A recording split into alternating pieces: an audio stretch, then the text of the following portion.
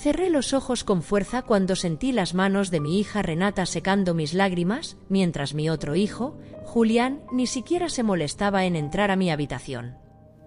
Durante meses interpreté el papel más difícil de mi vida, fingiendo que los nombres y los rostros de mis seres queridos se borraban de mi memoria como polvo en el viento. Necesitaba saber qué harían mis hijos cuando pensaran que ya no podía defenderme, si me cuidarían por amor o me desecharían como un objeto roto. Mi nombre es Leticia Valadez y tras 40 años frente a un pizarrón, tuve que dar la lección más dolorosa dentro de mi propio hogar. Descubran cómo mi supuesta fragilidad expuso la codicia más oscura y transformó nuestra familia para siempre. No olviden suscribirse y activar la campana para no perderse ninguna de nuestras historias reales de vida. He vivido toda mi vida en Monterrey, en la casona que heredé de mis padres, pero mi historia comenzó de una forma mucho más humilde.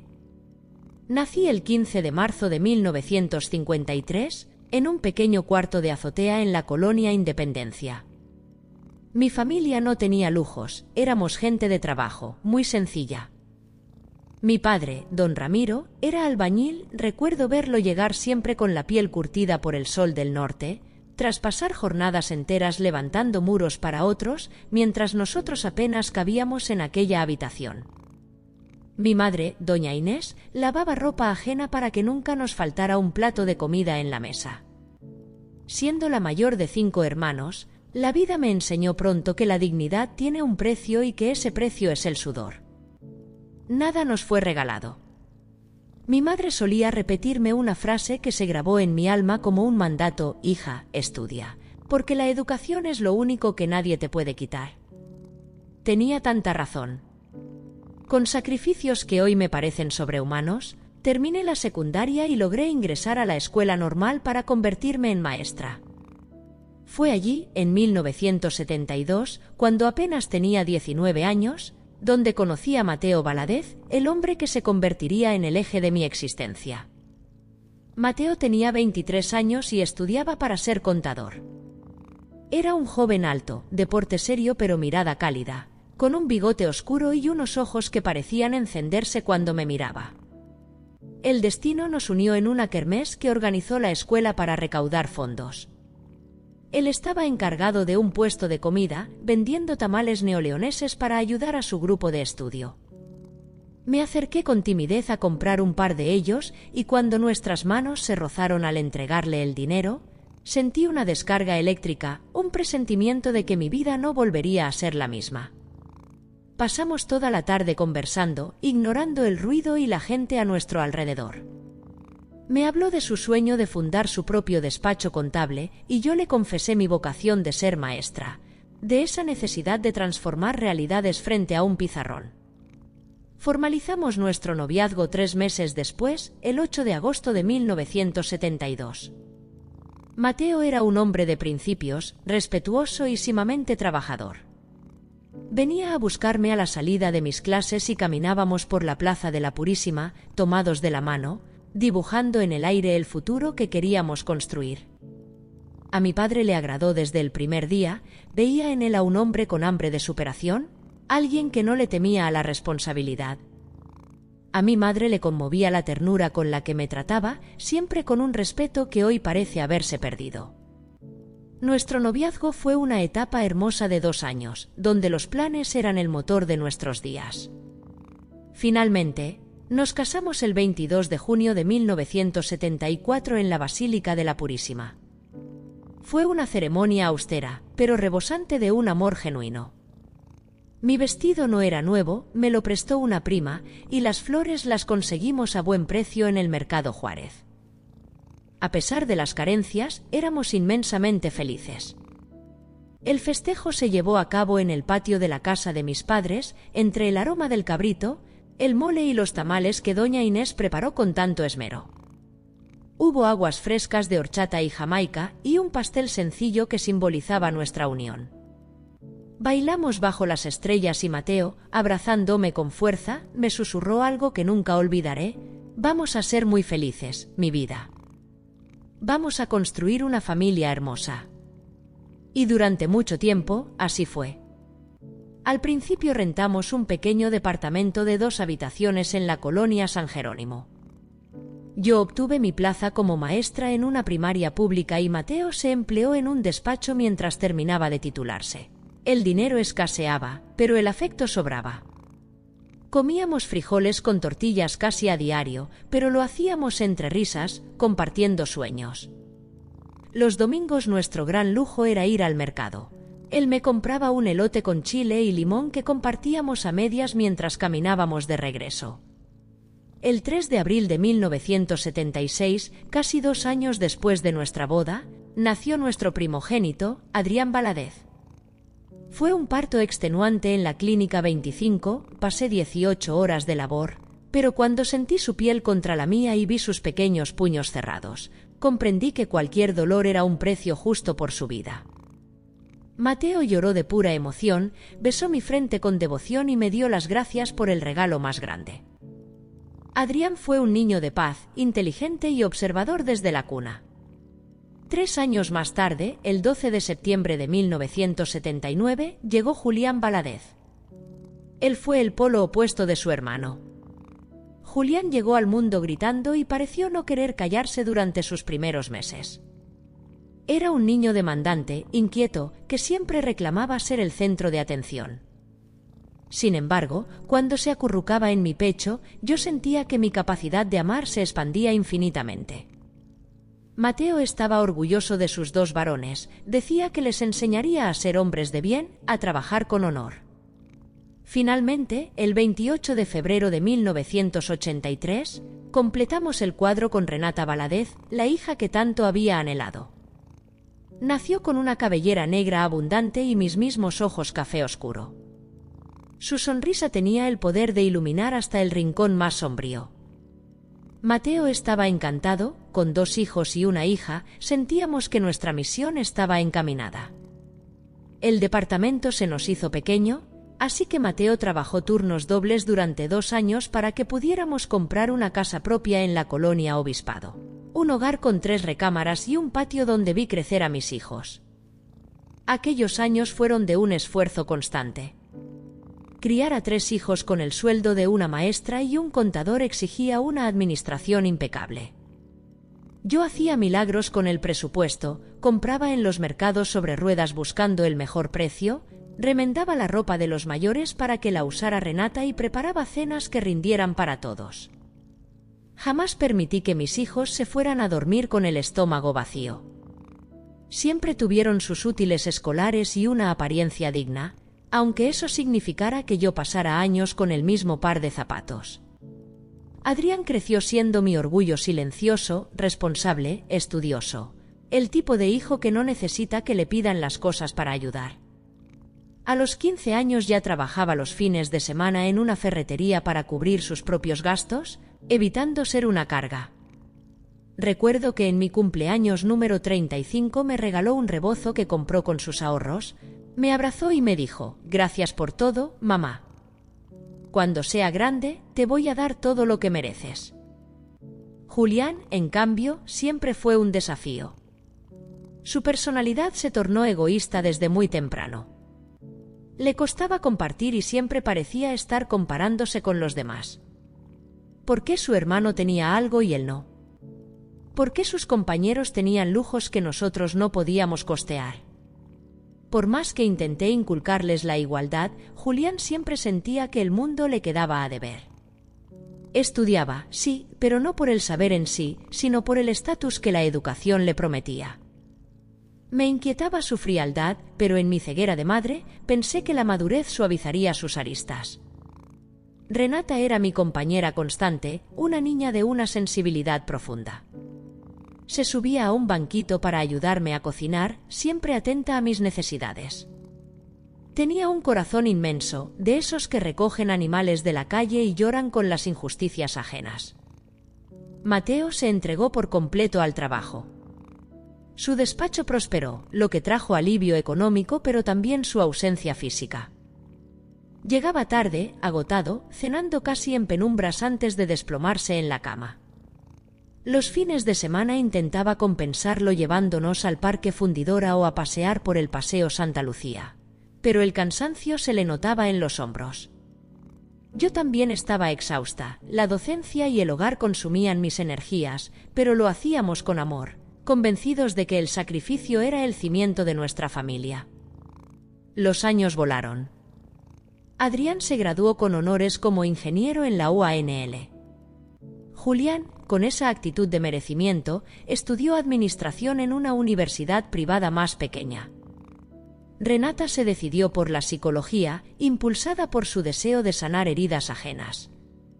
Me sentía una mujer realizada al ver a mis 3 hijos convertidos en profesionales con futuro. Adrián se casó a los 28 años con Beatriz, una ingeniera tan trabajadora y noble como él. Su boda fue hermosa y aunque nuestra aportación fue modesta, Beatriz siempre nos trató con una deferencia exquisita. Me llamaba con cariño y me hacía parte de su vida. Pronto llegaron Robertito y Carmencita, mis primeros nietos, a quienes cuidaba con total entrega mientras sus padres trabajaban. Julián contrajo matrimonio a los 26 con Paola, una mujer que conoció en su oficina.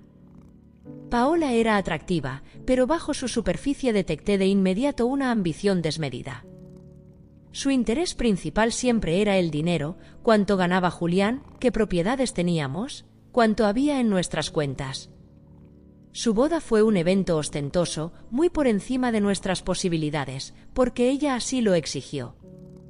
En la recepción, yo vestía un traje elegante pero sencillo, confeccionado por una costurera local.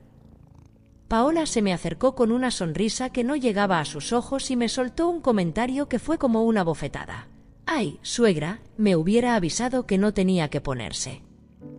Tengo una amiga que vende ropa de marca, de segunda mano, pero muy fina. Para la próxima». El dolor me oprimió el pecho, pero me tragué la humillación por no arruinarle el día a mi hijo. Con el tiempo, Paola se volvió más controladora y manipuladora, alejando a Julián de nosotros. Ella despreciaba mis métodos de crianza y prefirió contratar niñeras caras antes que permitirme cuidar a sus hijos, tildándome implícitamente de anticuada. Julián jamás salió en mi defensa, su silencio fue su primera traición. Renata se casó a los 30 con Felipe, un médico dedicado y respetuoso que siempre me trató con una consideración inmensa. Tuvieron a Sofía y a Andrés, y mi hija siguió siendo mi apoyo emocional, llamándome a diario y pidiéndome consejos. Mateo y yo celebramos 40 años de casados el 22 de junio de 2014. Fue una reunión íntima. Él me regaló un anillo de plata grabado y yo un reloj que compré tras meses de ahorros. Bailamos, amor eterno, en la sala de nuestra casa, envueltos en una ternura que creíamos eterna. 40 años y todavía me siento como aquel muchacho nervioso de los tamales, me dijo al oído. Yo solo pude reír y asegurarle que seguía siendo la misma joven que se enamoró de él a primera vista. Pero la felicidad es un cristal frágil. En enero de 2015, Mateo empezó con opresiones en el pecho. Al principio lo atribuimos al estrés, pero los dolores se volvieron insoportables. Tras varios estudios en la Clínica 25, en marzo llegó el veredicto: su corazón estaba gravemente dañado. Años de hipertensión silenciosa y exceso de trabajo habían pasado factura. El médico fue claro: necesitaba reposo absoluto y cuidados minuciosos. Dejé mi trabajo para dedicarme a él. Mi jubilación era ajustada, pero mi prioridad era su vida. Adrián y Renata estaban presentes, trayendo víveres y apoyo. Julián, sin embargo, aparecía poco, siempre escudado en reuniones de trabajo ficticias.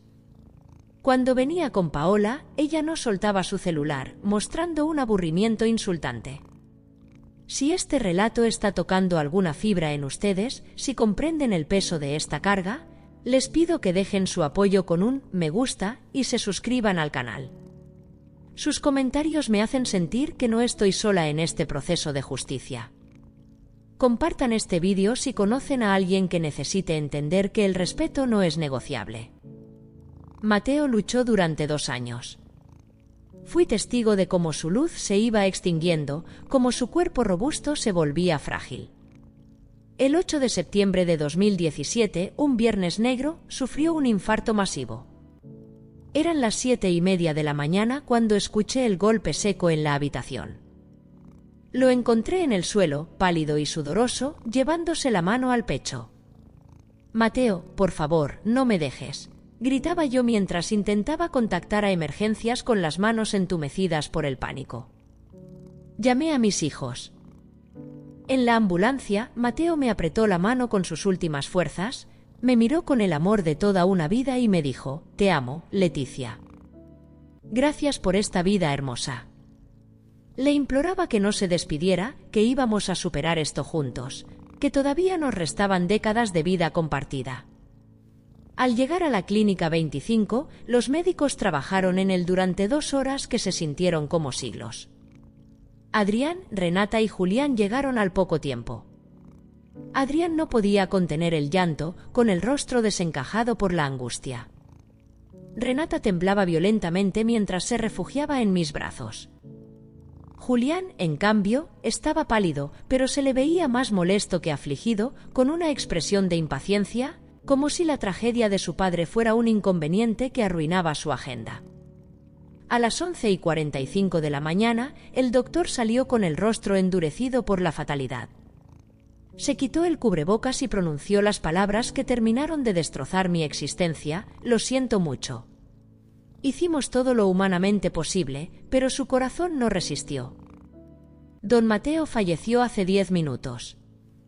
En ese instante, sentí que el suelo desaparecía bajo mis pies, que el mundo perdía su eje y su sentido.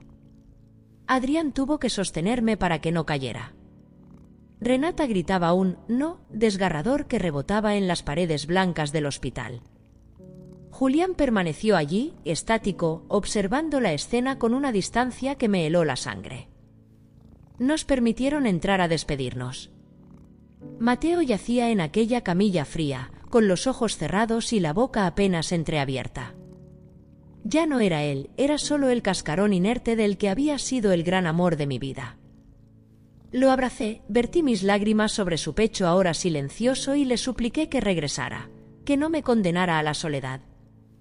Adrián tuvo que separarme de él con suavidad, porque mis manos se negaban a soltar lo único que me daba seguridad en este mundo. No quería aceptar que la luz se había apagado para siempre. El funeral se llevó a cabo 3 días después, el 11 de septiembre de 2017, en la funeraria Carmen. El féretro estaba rodeado de coronas enviadas por amigos, antiguos colegas y vecinos que respetaban profundamente a Mateo. Él estaba allí, vestido con su traje gris, el que reservaba para las ocasiones especiales, con las manos cruzadas sobre el pecho en un descanso definitivo. Me senté junto al ataúd durante todo el velorio, sin probar bocado ni cerrar los ojos, tratando de grabar en mi mente cada rasgo de su rostro, sabiendo que era la última vez que lo tendría frente a mí. Adrián no se apartó de mi lado ni un segundo. Beatriz, su esposa, nos traía café y pan, insistiendo con dulzura en que debía comer algo. Renata y Felipe también permanecieron allí. Mi hija lloraba con tal desolación que su esposo tuvo que llevarla afuera en varias ocasiones para que pudiera recuperar el aliento. Julián y Paola llegaron tarde. Ella apareció con tacones altos y un maquillaje impecable, como si asistiera a un evento social y no al funeral de su suegro. Permanecieron apenas 1 hora y se marcharon con la excusa de que debían recoger a los niños. El entierro fue en el Panteón del Roble, bajo un sol abrasador de septiembre que parecía burlarse de mi frío interno. Cuando bajaron el ataúd a la fosa, sentí que una parte de mis propias entrañas se enterraba con él. Adrián me sostenía de un brazo y Renata del otro, ambos deshechos en llanto conmigo. Julián estaba detrás con Paola, consultando su reloj con frecuencia, esperando que el ritual terminara pronto. Al caer la primera palada de tierra sobre la madera, mis piernas cedieron. Caí de rodillas, dejando escapar un grito que me desgarró la garganta. Fue Adrián quien me levantó, quien me estrechó contra su pecho y me susurró: «Mamá, papá no querría verte así. Él querría que fueras firme». Pero en ese momento, la firmeza era un concepto que no comprendía. Me sentía vacía, rota y a la deriva. Los meses posteriores fueron los más lúgubres de mi vida. La casa en la colonia Obispado se sentía inmensa y hostil. Su ropa seguía en el armario, su cepillo de dientes en el baño y sus pantuflas junto a la cama. Dormía abrazada a su almohada, que aún conservaba su aroma, llorando hasta que el cansancio me vencía. Adrián venía 3 veces por semana, traía víveres, limpiaba la casa y se aseguraba de que yo me alimentara. Beatriz fue un ángel, nunca cuestionó el tiempo que su esposo dedicaba a cuidarme. Renata me llamaba a diario, a veces más de una vez, y los fines de semana traía a los niños para intentar arrancarme de mi letargo, aunque fuera por un instante. Julián, sin embargo, brillaba por su ausencia. Las primeras semanas vino un par de veces en visitas fugaces, donde no soltaba su celular mientras yo intentaba entablar una conversación. Cuando le pregunté si se sentía bien o si necesitaba hablar sobre la pérdida de su padre, respondió con una frialdad cortante: «Estoy bien, mamá. La vida continúa, hay que seguir adelante». Su indiferencia me dolió más que su ausencia. Pensé que cada quien procesa el duelo a su manera y que quizá él sufría en un silencio que no sabía romper, así que no lo presioné.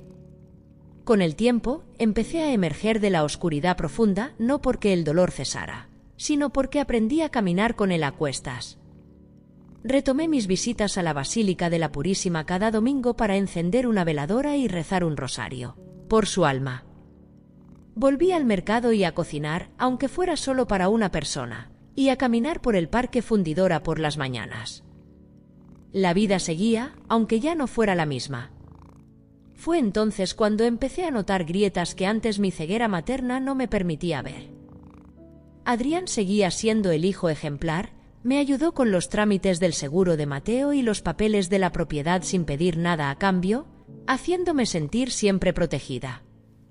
Renata me integraba en su vida, llevándome a comer o invitándome a las actividades de mis nietos. Me sentía valorada por ellos dos. Pero Julián comenzó a mostrar una faceta que me llenó de inquietud. En diciembre de 2017, apenas 3 meses después del entierro, Julián vino a visitarme un domingo. Llegó solo, sin su familia.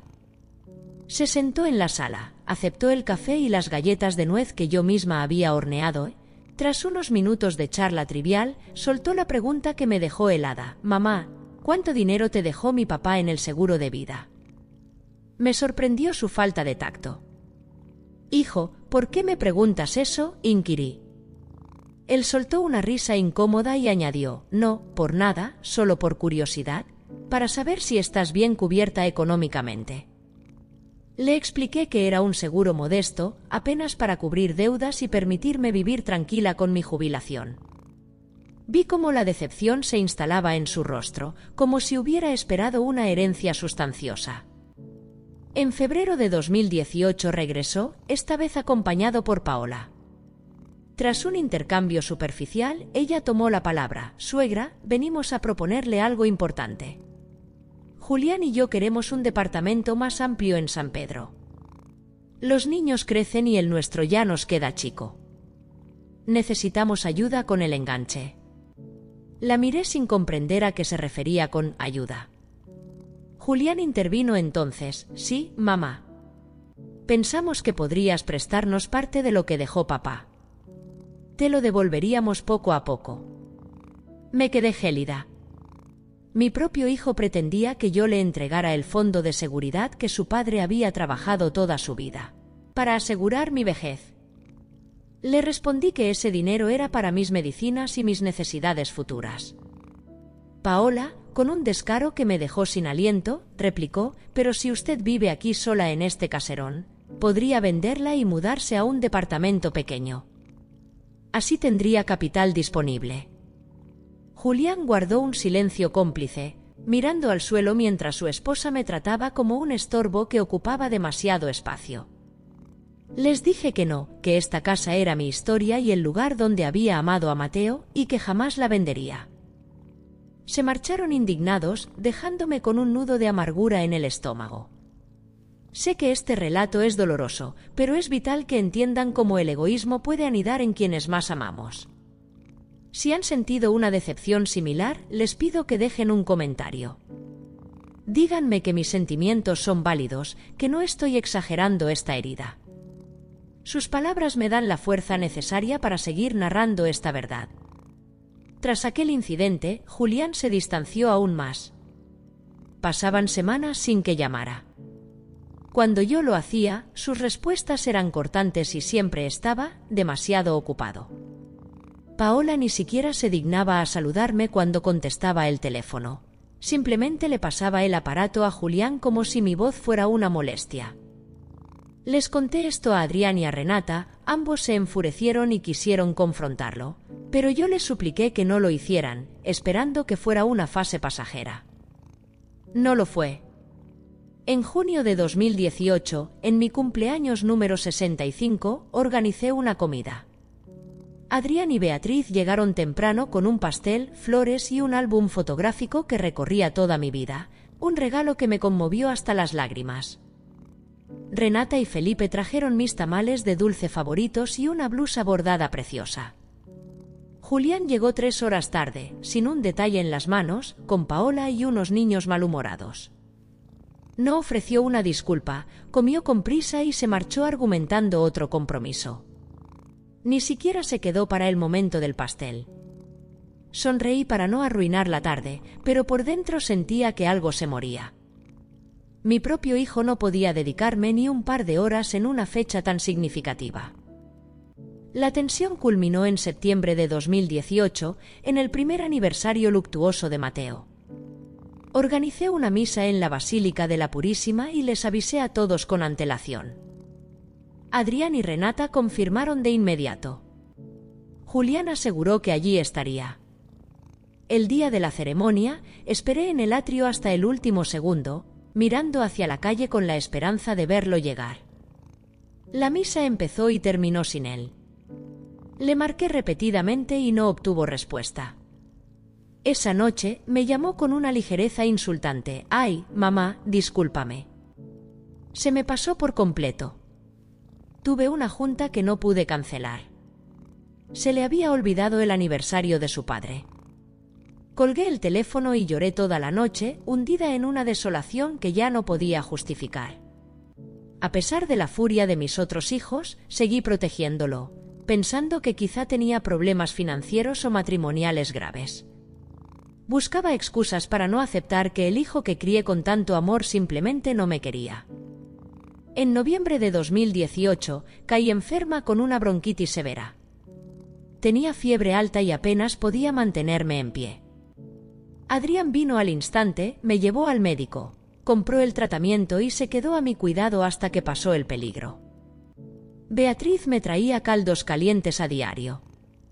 Renata venía cada tarde después de su trabajo en la clínica, cuidando mi medicación y haciéndome compañía. ¿Y Julián? Julián se limitó a enviar un mensaje de WhatsApp, «Que te mejores, mamá», seguido de un emoji de corazón. Eso fue todo. Al recuperarme, comprendí algo aterrador: si yo hubiera estado sola, si hubiera dependido de Julián, habría muerto en esa cama sin que él se enterara. Fue entonces cuando empecé a cuestionar la naturaleza del amor de mis hijos. ¿Era devoción real o una carga aceptada con resignación? Esa duda me atormentaba. Había sacrificado mi vida entera por ellos y ahora sentía que uno me veía como una obligación molesta. En enero de 2019, Adrián me invitó a comer pozole rojo, mi plato predilecto. Durante la comida, se puso serio y me confesó que Julián lo había buscado para pedirle 80.000 pesos prestados, dando excusas vagas. Adrián se negó, pero estaba preocupado por la estabilidad de su hermano. Cuando me preguntó si Julián me había pedido dinero a mí, le hablé de la propuesta de vender la casa. Adrián, usualmente calmado, estalló: «Ese tipo no tiene vergüenza». Beatriz tuvo que calmarlo, pero el daño ya estaba hecho en mi percepción.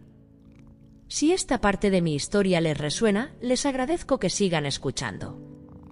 No olviden dejar su me gusta para que este mensaje de dignidad llegue a más personas. En marzo de 2019, Renata notó mi tristeza mientras comíamos tamales de elote en la cocina. Me derrumbé y le confesé mi dolor por la indiferencia de Julián. Mi hija fue directa: mamá, Julián cambió desde que Paola entró en su vida. Ella lo manipula, pero tú no tienes que tolerar este desprecio. Eres nuestra madre y mereces respeto. Sus palabras me hicieron ver que yo no era responsable de su egoísmo. Yo había sido una buena madre, su decisión de alejarse era su fracaso, no el mío. Pero el dolor seguía ahí, oprimiéndome el pecho. En julio de 2019, Paola me llamó, algo inaudito. Me pidió que cuidara a sus hijos una semana por un viaje que tenían planeado. Acepté encantada por ver a mis nietos, pero ella insistió en que me pagaría para que no fuera una molestia. Me sentí humillada, me trataba como a una empleada doméstica, no como a la abuela. Al final, cuidé a los niños, pero Paola nunca me pagó ni me dio las gracias. Me usó y me desechó. Fue en octubre de 2019 cuando una idea, en apariencia descabellada, empezó a germinar en mi mente. ¿Qué sucedería si yo fingiera una vulnerabilidad total? Si fingiera que mi memoria se desvanecía, ¿cómo actuarían realmente? ¿Julián aparecería por amor o por la herencia? ¿Adrián y Renata me cuidarían por afecto genuino o por deber? Necesitaba la verdad antes de que fuera demasiado tarde. Pasé semanas debatiendo conmigo misma. ¿Era lícito lo que planeaba? ¿Era yo una madre terrible por poner a prueba a mis propios hijos? Pero cada vez que recordaba el desprecio de Julián, la ambición de Paola y el olvido del aniversario de Mateo, sentía que la verdad era mi única salida. En enero de 2020, justo antes de que la pandemia cerrara el mundo, tomé la decisión definitiva. Interpretaría el papel de una mujer con demencia incipiente. Los observaría desde la supuesta niebla de mi mente para descubrir quiénes eran realmente mis hijos. Sé que muchos me juzgarán, pero necesitaba justicia, y la justicia comienza con la claridad. Mi intención no era causar un daño físico a nadie. No buscaba obtener bienes materiales ni limosnas. Mi único objetivo era convertirme en una observadora silenciosa de mi propia vida, ver cómo me trataban cuando pensaran que yo era vulnerable, cuando creyeran que ya no podía defenderme. Empecé despacio, con la precisión de quien prepara una clase magistral. En febrero de 2020, cuando Adrián vino a visitarme, le pregunté 2 veces lo mismo durante la cena. Él me miró con extrañeza, pero guardó silencio. La semana siguiente, cuando Renata me llamó, le pregunté por la salud de su hijo Andrés y, apenas 5 minutos después, repetí la pregunta con la misma entonación. Ella soltó una pequeña risa y dijo: «Mamá, ya me lo habías preguntado». Fingí sorpresa, con un matiz de confusión en la voz. «¿De verdad, hija?» «Ay, no me acordaba. Debo estar distraída». Noté de inmediato cómo el tono de su voz cambiaba hacia la preocupación. «Mamá, ¿te sientes bien? ¿Has dormido lo suficiente?» Durante los meses siguientes, intensifiqué los olvidos de manera calculada. Dejaba la estufa encendida a propósito, y cuando Adrián llegaba, le aseguraba no recordar haberla usado. Repetía historias que acababa de contar. Confundía las fechas y preguntaba qué día era varias veces por hora. Comencé a llamar a Renata por el nombre de una prima fallecida hace años. En los ojos de Adrián y Renata vi cómo crecía una sombra de angustia. Empezaron a vigilar mi alimentación, mi descanso y mis vitaminas con una devoción que me conmovía y, a la vez, me hacía sentir una criminal. A Julián casi no lo veía, así que para él yo seguía siendo la misma. Pero mis otros 2 hijos ya hablaban entre ellos de mi condición. En mayo de 2020, Adrián se sentó frente a mí en la sala con una seriedad que me heló la sangre. «Mamá», me dijo, «Renata y yo estamos preocupados. Estás muy olvidadiza. Te confundes demasiado. Queremos que te vea un especialista». Fingí una resistencia natural, alegando que eran cosas de la edad, pero insistieron tanto que finalmente acepté. Adrián me llevó con un geriatra, el doctor Santoro, en su consultorio de San Pedro Garza García. El médico me sometió a pruebas de memoria, me pidió dibujar un reloj y repetir listas de palabras. Fallé algunas a propósito, perdiendo el hilo de la conversación con una maestría que me asustaba. El doctor habló con Adrián en privado, y aunque no escuché sus palabras exactas, vi el rostro de mi hijo al salir. Estaba pálido, devastado. «Mamá, el doctor quiere hacer más estudios. Dice que es posible que sea una demencia temprana». Me hicieron análisis y escaneos cerebrales. Yo sabía que físicamente estaba sana, pero el doctor Santoro explicó que los síntomas clínicos a veces preceden a las imágenes. Adrián y Renata estaban destrozados. Julián finalmente se enteró porque Adrián lo llamó para informarle. No vino a verme de inmediato, esperó semanas y cuando apareció se quedó apenas 30 minutos. Le repetí la misma anécdota 3 veces para observar su reacción. Él solo asentía, con los ojos clavados en su celular, como si mis palabras fueran un ruido de fondo molesto. Los meses siguientes fueron una revelación dolorosa. Adrián venía casi a diario, organizó mis medicinas en pastilleros etiquetados y Beatriz me llamaba cada mañana para recordarme las tomas. Aunque no necesitaba recordatorios, fingía gratitud. Renata venía al salir de la clínica, cocinaba para mí, limpiaba la casa y se sentaba a ver telenovelas conmigo, aunque sabía que las detestaba. Los veía agotados, estresados, y me sentía miserable por mentirles, pero necesitaba ver hasta dónde llegaría su amor. Julián, por el contrario, desapareció del mapa. Adrián lo llamaba suplicando que se turnaran para cuidarme, pero Julián siempre tenía una excusa: el trabajo, los niños, Paola. Una tarde, Adrián estalló por teléfono y yo lo escuché desde la sala: «Julián, es tu madre, está enferma. Necesita que estemos presentes». La respuesta de Julián fue un puñal de hielo: «Adrián, tú siempre has sido el hijo perfecto, el consentido. Ahora disfrútalo. Yo tengo mi propia vida que atender». En agosto de 2020, ejecuté un episodio más drástico. Salí de casa en pijama temprano por la mañana y caminé por la colonia Obispado, fingiendo estar perdida y buscando a Mateo. Mi vecina, doña Blanca, me encontró y me llevó de regreso, alarmada. Llamó a Adrián de inmediato. Él llegó en 20 minutos y me encontró llorando, diciendo que no entendía dónde estaba su padre. Adrián me abrazó con una desesperación que casi me hace confesarle la verdad. «Mamá, papá falleció hace 3 años, ¿te acuerdas?». Ver a mi hijo llorar así por mi supuesta fragilidad me partió el alma, pero seguí adelante. Necesitaba llegar al final. Adrián y Renata intentaron organizar una junta familiar, pero Julián no asistió. Decidieron turnarse para quedarse a dormir conmigo.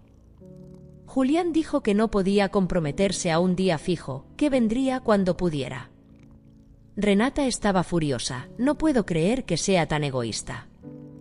Mamá nos necesita y él simplemente nos ignora».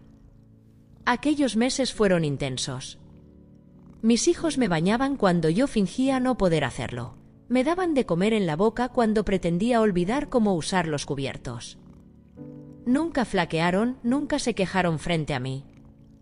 Una noche de octubre, escuché a Adrián decirle a Renata en la sala: «No sé cuánto más podré aguantar así. El trabajo, mi propia familia. Patricia es comprensiva, pero estoy descuidando todo». Renata respondió con un suspiro: «Yo también estoy exhausta, pero es mamá.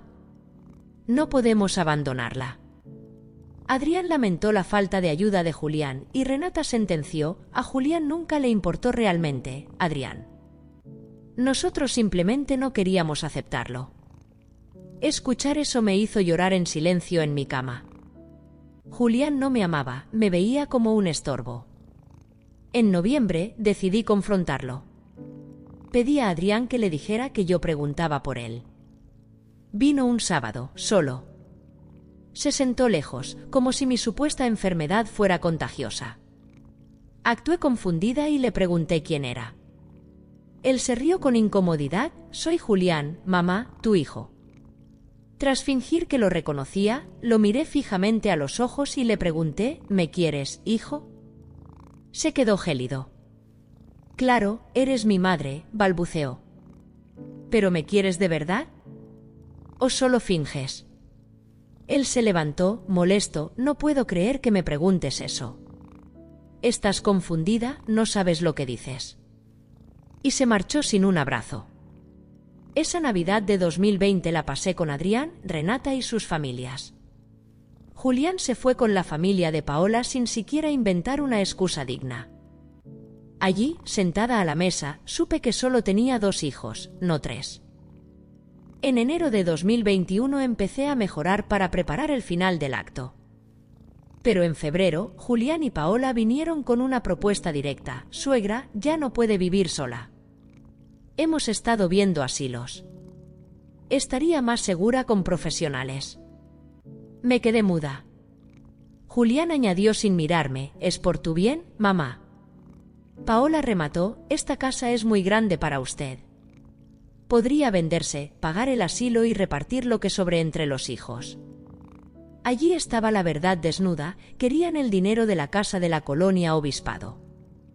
Les importaba mi herencia, no mi vida. Les ordené que se fueran de mi casa. Fuera de aquí ahora mismo, grité con una lucidez que los sorprendió. Julián se fue furioso, estás loca, no puedes tomar decisiones en tu estado. No nos busques cuando necesites ayuda. Adrián lo enfrentó por teléfono esa noche y le prohibió volver hasta que se disculpara. Julián no lo hizo. En abril de 2021 decidí que era hora de revelar la verdad, pero solo a Julián. Lo llamé, tras varios días de evasivas, aceptó venir 1 hora. Llegó impaciente, molesto por la pérdida de tiempo. Se sentó en la sala, rechazando mi café y mis galletas. Lo miré buscando un rastro de amor en sus ojos, pero solo vi desprecio. Julián, le dije con una voz firme y gélida, sin rastro de confusión. Él levantó la vista, sorprendido. Tengo algo que decirte. No tengo demencia. Nunca la tuve. Todo fue una actuación.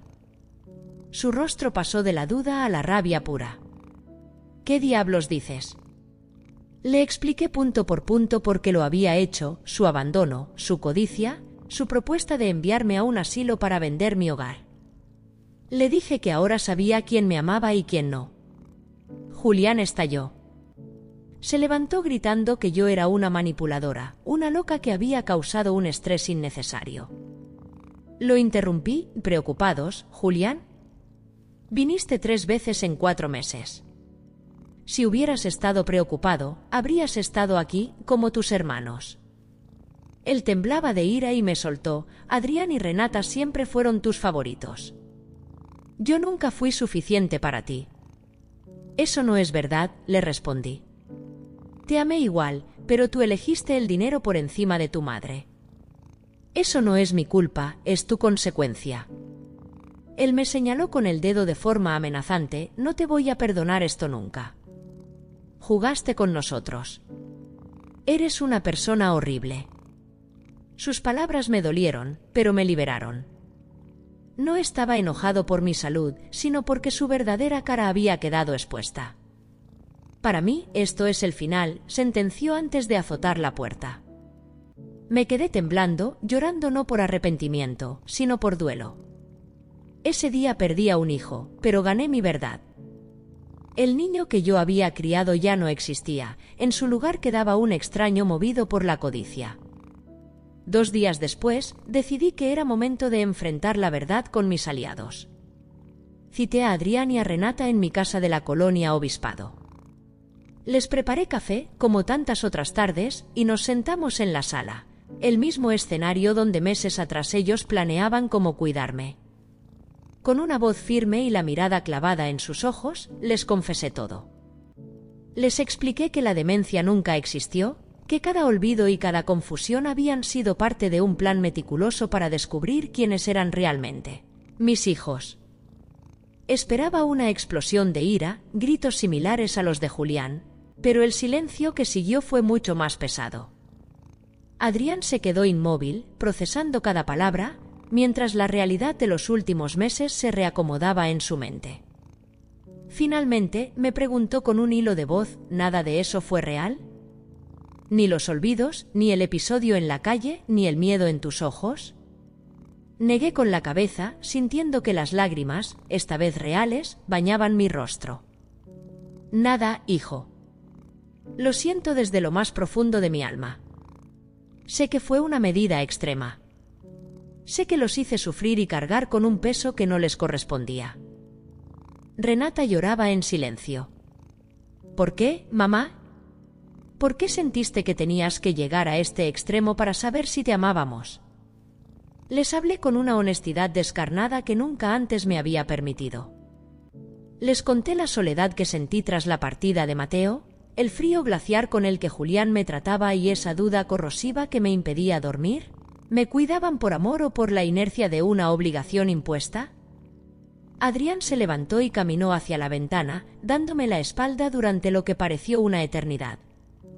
El aire en la sala era denso, cargado de una decepción legítima. Cuando finalmente se dio la vuelta, sus palabras fueron directas: mamá, lo que hiciste estuvo mal. Nos mentiste y nos sometiste a un estrés que nos consumió. Eso no tiene justificación, sin importar el motivo. Asentí, aceptando su juicio con la cabeza baja. Sabía que tenía razón, mi justicia había tenido un costo colateral para los inocentes. Pero, continuó Adrián, también entiendo que fue lo que te empujó al abismo. Yo también vi cómo Julián te ignoraba, cómo te trataba como a un estorbo. Y, aunque me duela admitirlo, yo también dudaba de si él sentía algún respeto real por ti o si solo esperaba su turno para heredar. Renata se acercó a mí, se arrodilló frente a mi silla y tomó mis manos con ternura. Mamá, me desgarra que hayas dudado de mi amor. Yo te adoro, y todo lo que hice estos meses lo habría hecho igual, enferma o sana, porque eres mi madre. Nos fundimos en un abrazo donde el perdón empezó a sanar la herida de la desconfianza. Adrián se sentó a mi lado y puso una mano sobre mi hombro. ¿Necesito tiempo, mamá? Estoy herido y confundido, pero mi amor por ti no ha cambiado. Solo dame espacio para procesar que mi madre es mucho más astuta de lo que imaginaba. Los días siguientes estuvieron marcados por una tensión necesaria. Adrián necesitaba su espacio y yo respeté su distancia. Con Renata, la relación se volvió más profunda, aunque la sombra de la prueba todavía flotaba entre nosotras. Me sentía culpable por su dolor, pero mi espíritu estaba lúcido, había obtenido la verdad y la verdad, aunque amarga, es el único suelo firme sobre el cual construir. Julián, por su parte, cumplió su promesa de silencio. Pasaron los meses y la comunicación se cortó de tajo. Adrián intentó mediar, explicándole que, aunque mi método fue cuestionable, su fracaso como hijo era una realidad indiscutible.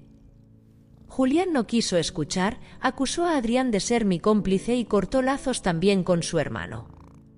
La ruptura familiar era definitiva. Renata, que siempre fue la mediadora de la familia, quedó devastada, pero entendió que no se puede mediar con quien no tiene voluntad de amar. Con el paso del tiempo, en este 2021, la paz volvió a habitar mi hogar. Una tarde de julio, Adrián me confesó algo fundamental: mamá, aunque lo que hiciste fue doloroso, me abrió los ojos de una forma que no puedo ignorar. Siempre supe que Julián era egoísta, pero me negaba a aceptarlo porque es mi hermano. Tu prueba me obligó a ver la realidad, él nunca estuvo ni estará para nosotros. Saber eso duele, pero nos libera de la mentira de ser una familia perfecta. Renata también encontró su propia resolución. Me perdonó porque entendió que mi miedo era el resultado de años de desprecio silencioso por parte de su hermano. Lo que ella no pudo perdonar fue la actitud de Julián, su disposición a encerrarme en un asilo y vender mi casa mientras pensaba que yo no podía defenderme. Eso, para ella y para mí, es imperdonable. Hoy, a mis 73 años, miro hacia atrás y comprendo que esto no fue una venganza, fue una consecuencia. Julián no perdió a su madre porque yo mintiera. Me perdió el día que decidió que mi vida y mi hogar eran bienes negociables. Sigo viviendo en mi casa de la colonia Obispado, rodeada de los recuerdos de Mateo y de la vitalidad de mis hijos Adrián y Renata.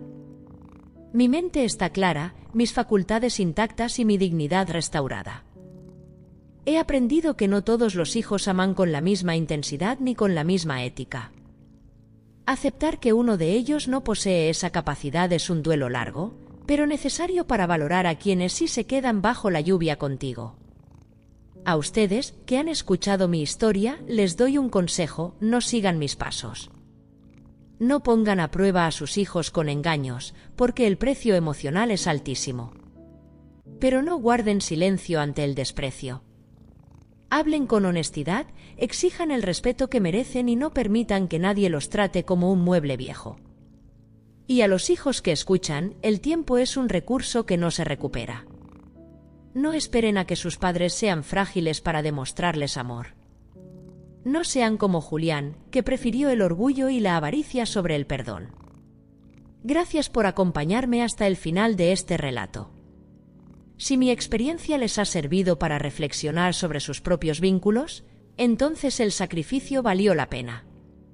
No olviden darle me gusta a este vídeo, suscribirse al canal y activar la campana para más historias de vida.